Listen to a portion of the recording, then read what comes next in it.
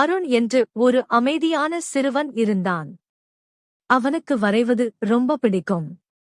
ஒவ்வொரு நாளும் பள்ளி முடியும்போது ஒரு பெரிய ஆலமரத்தடியில் உட்கார்ந்து அவன் வரைவான். ஒரு நாள் அவன் வரைவதற்குள் அவன் பென்சில் உடைந்து போனது.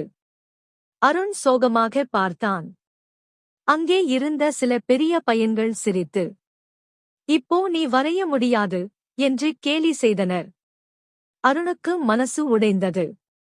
அப்போது அருகில் இருந்த ஒரு வயதான தேநீர் அங்கிள் சிரித்தபடி அவன் அருகே வந்தார். அவர் அந்த உடைந்த பென்சிலை எடுத்து, அருண், பென்சிலின் பயன் மரத்தால் இல்லை, அதுக்குள் இருக்கும் கரிமால்தான் என்றார்.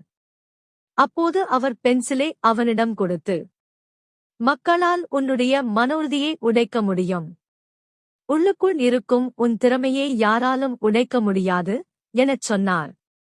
அருண் பென்சிலை கூர்மையாக்கி மீண்டும் வரையத் தொடங்கினான். இந்த முறை இன்னும் அழகாக.